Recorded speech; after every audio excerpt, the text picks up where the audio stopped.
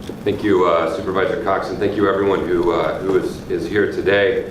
You know, over a month ago, we briefed you for the first time on our efforts around COVID-19 and the coronavirus. In the time since then, the county has moved aggressively, being one of the first local jurisdictions to declare a public health state of emergency. We also navigated through the repatriation to the United States via San Diego of individuals who had come back from China. And our efforts continue on an ongoing and daily basis to coordinate with the CDC, with the State Department of Public Health, with all of our local healthcare systems. And our doctors, nurses, health and human services staff and support are working tirelessly to protect public health. And even though the current risk to the public remains low, and even though we do not have any San Diego residents who have tested positive, we do continue to take this issue very seriously and are very vigilant as we move forward to do everything we can to protect public health and limit the exposure to San Diego residents. As has been mentioned, we have expanded our efforts in 6 key areas where we are working uniquely with 6 different groups of stakeholders that we think are uniquely situated to help us best respond. One of those areas is the homeless. As the Vice Chair of the Regional Task Force on Homeless, as a county, we are coming up with a plan of action to help ensure we are doing everything possible to protect the unsheltered populations. On Wednesday, March 11th, we will be convening a special meeting in the Regional Task Force on the Homelessness to get a presentation from the County Department of Public Health, but also to have a working meeting and discussion about what all of our homeless providers can do in coordination and cooperation and collaboration. What resources does the county have? What can we deploy? What should everyone know to ensure that we're doing everything we can to protect the unsheltered population? In addition to that, it's been mentioned, a second group we're spending a lot of time is our daily efforts surrounding our healthcare community. We mentioned a third group is our schools and continuing to focus and prioritize what can we do with our schools. Also assisted living and nursing homes.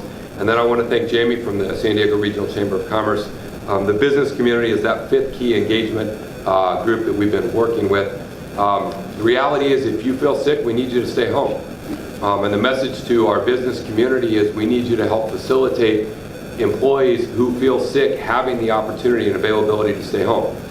We don't want individuals to be faced with a situation where they feel like they have flu-like symptoms, but in order to pay the rent, they feel like they have to go to work.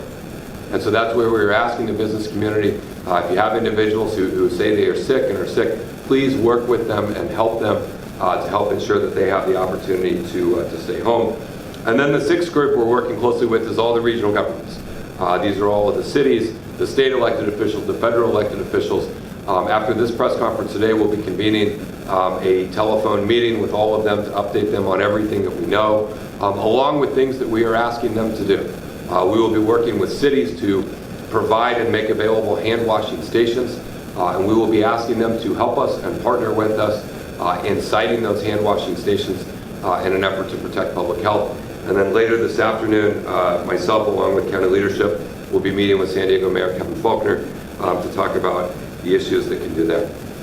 At the end of the day, we are doing everything we can as a county, not only as a county, but working in partnership with our state and federal officials and with these 6 key stakeholder groups to best protect San Diego. And we're asking San Diego residents to join with us. And it may not seem like a huge step, but it is a series of little things that will make a difference in terms of limiting the impact and exposure of this. So we are asking people, it was noted that 1.3 million San Diegans have gotten a flu shot. That means 1.8 million San Diegans have not. And we need those 1.8 million San Diegans to go get a flu shot. Because you don't want to get the flu, which 80 people have died of. You don't want to get COVID-19, you definitely don't want to get both.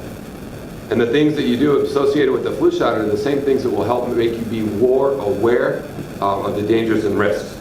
We're asking people to wash their hands, to use hand sanitizer if hand washing is not available, to stay home if you are sick, and to cover your cough. And those are things that every single person can do, and it's a series of those small steps, plus the things we're doing with each of our 6 core stakeholder groups, plus the things our Department of Public Health has been doing for more than a month, that we hope will put us in the best position to limit the impact and limit the damage. And so we appreciate all of our partners, we appreciate everyone who is here for all of their work and their efforts, and we look forward to continuing to provide you regular updates. Thank you.